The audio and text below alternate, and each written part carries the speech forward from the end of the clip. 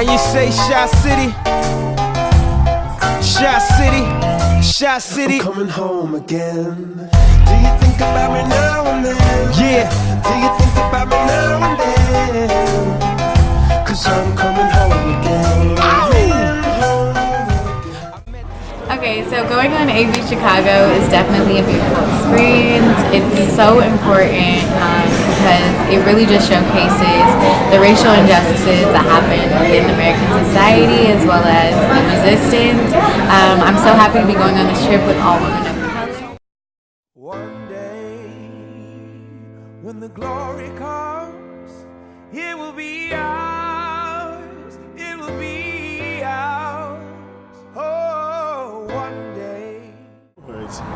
Most people in Chicago have never been to Hyde Park. They know it exists out there someplace. But in Chicago, the south side, south of Roosevelt Road downtown, is a no man's land. And many people in Chicago, particularly white folk, think that the only thing that exists on the south side are gangbangers, thugs, drug addicts, and shootings. That they would say, don't go to the south side, you'll get shot. You hear it all the time. And if you move to Chicago, people will tell you, here's the neighborhood you need to live in, and it's usually somewhere around Lakeview on the north side. And so the notion of the south side is quite different from what you're saying. Now, I told you the south side is huge, hundreds of square miles, and that includes every kind of neighborhood you could imagine. Housing projects, poor neighborhoods, and neighborhoods like this. But it's one of the things that people found out when Obama ran for president, is that shockingly people did not believe or understand that there were middle class, upper middle class, and highly educated black folk who live in neighborhoods like this and houses like this. One day, when the glory comes, it will be ours. Invasion. Because we know that the history of this nation does not begin in 1492. That there have been 500 plus nations and civilizations.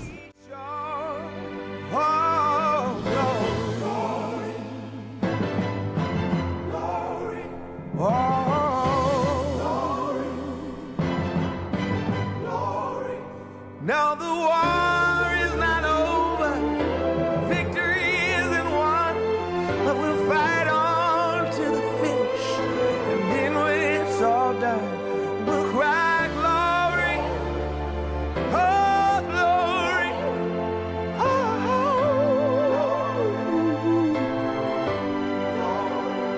we'll cry glory, oh glory,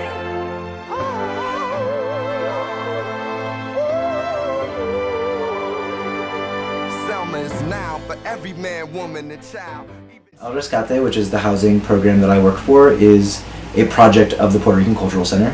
The mission of the Puerto Rican Cultural Center is essentially to provide wraparound services to people in need, and with a focus on the Latinx community. So their motto is live and help to live, so it's all about community support and holistic wellness. So supporting people in obtaining mental health services, employment services, sexual health services, pretty much just anything categorized under holistic wellness. El Rescate specifically, the mission is to provide LGBTQ plus affirming housing to individuals between the ages of 18 and 24 that are unstably housed.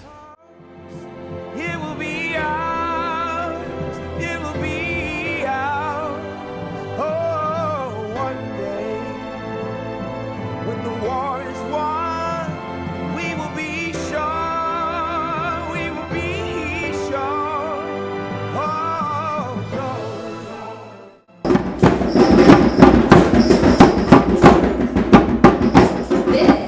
This is an ode to the kinks and curls that have been in my kitchen, and the chair in the back room where I could hear the sound of the grease sizzling. Under the hot comb held in steady hands, I'm just gonna touch up your edges real quick. To the toothbrush at my temples and the gel that wouldn't slick.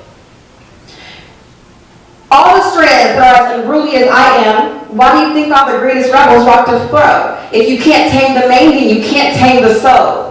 But I'm told that I'm too black and just a bit too bold for my 3C and my 3 bobby pins, For my 20-inch twist outs and bantus, they are so confused. By my combed out coils, reeking of coconut oil and Cantu, detangled and wrangled and touching, you can't do. I may not say it as eloquently as Solange, but I did not sit for 6 hours to get shampooed, slicked, and salon for you to appease your curiosity with oily fingertips in my scalp asking how I got it so blonde. When yesterday it was burgundy braided, and last week it was my own brand of brown hanging waist length, or standing straight atop my shoulders in a bob as I massaged my sister's scalp to comb it out with argan oil in my palms, to heal the scars of her past perm burns like napalm. But just like me, my hair is strong in any state of its existence. My curls in any form that they unfurl are an act of resistance. Whether they are cornrow like the seeds of my ancestors' roots, growing below the finest silky smooth, through constant tenderness and support, or I could dye my whole head blue with one side sheer short, or I could get it locked up like my brothers that they tried to cage. And even if I ever shaved my head, I will still never fade. I will never go away. I will never be tamed. I am an enigma, something you will never understand. I am freedom, and I am to be loved exactly as I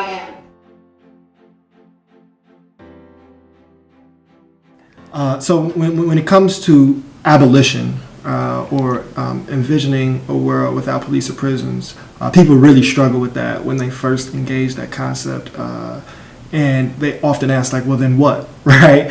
And so the first thing that I do and that we do is very humbly admitting that we don't have the answer, right? That is the answer, is working together to figure it out, because the whole idea of someone figuring it out for you is how you get police in the first place. So before I get more abstract on that lane, I can answer more tangibly. We believe divesting from those systems and investing into the systems that actually provide and nurture community. And we kind of have them listed out as food, health and wellness, so that is not just physical but also mental health, childcare and youth development, education, restorative justice, and creative and artistic spaces, as well as like communal centers. So if you have those, and I say housing and employment, right? So if we have a full investment, and not even just employment, because jobs isn't enough, because that means we're still in the same system, but like work life and livelihood. I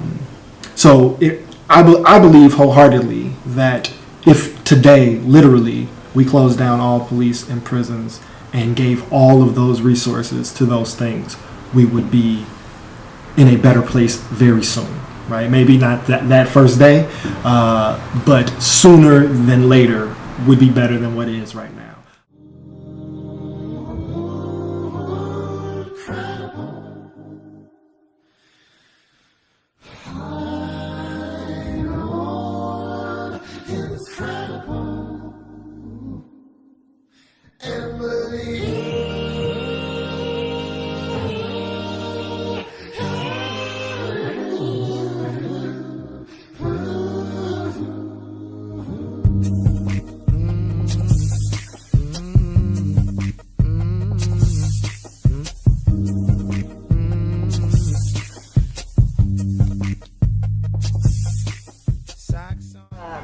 So I think that there is a realization that people have now that we are not post-racial.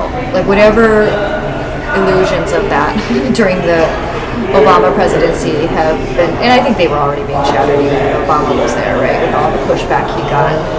But now people are very clear that racism exists, and but they don't know what to do about it. And so whether it's schools we're working with, or like even this museum that we're sitting in, they want to address race because people are asking for it, but they don't know how.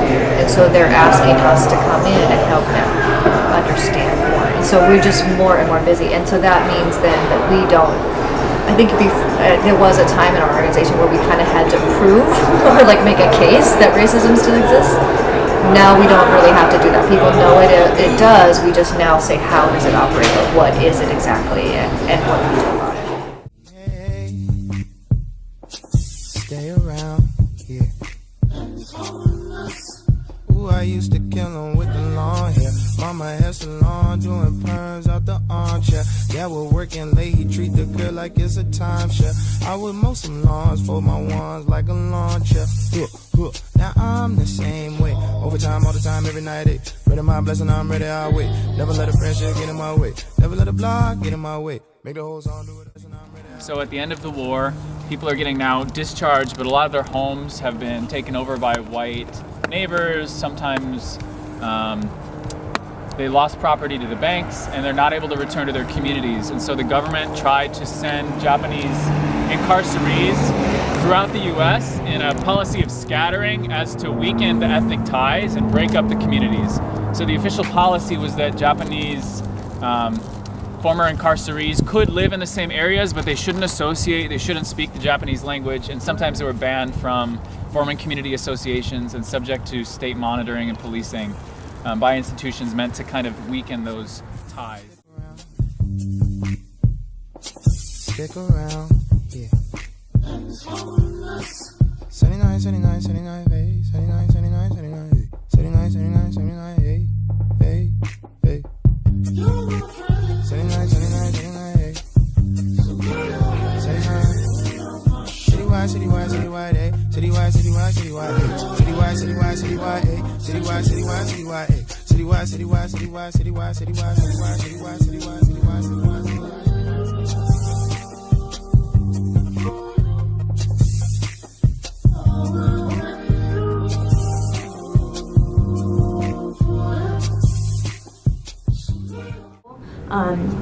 And even just getting to know like the people in the group, I've had like one-on-one conversations with like AB trip members, and so just seeing the distinctions between like our different cultures, but seeing how much we connect in terms of like the things that we've experienced, the racism that we've experienced has really been life-changing. And so what I really want to bring back is just educating other people and letting them know like, hey, like there's more beyond like the Black and brown communities. Like there are other people who are being oppressed at this very moment, and we don't know about it because we don't take the time to educate ourselves on it. And I think that that's really, really important, just because we don't really take the time, and if we really did, there would definitely be a lot more people supporting different movements and different things that are going on around the world. Body of water inside me reminds me of oceans, though I've never known one. I'm born by a cold one, it's only a small one compared to the coast. I prefer it to most. I like water that don't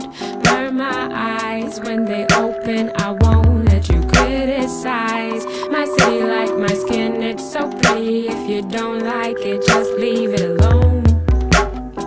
You gotta love me like I love the lake. You wanna love me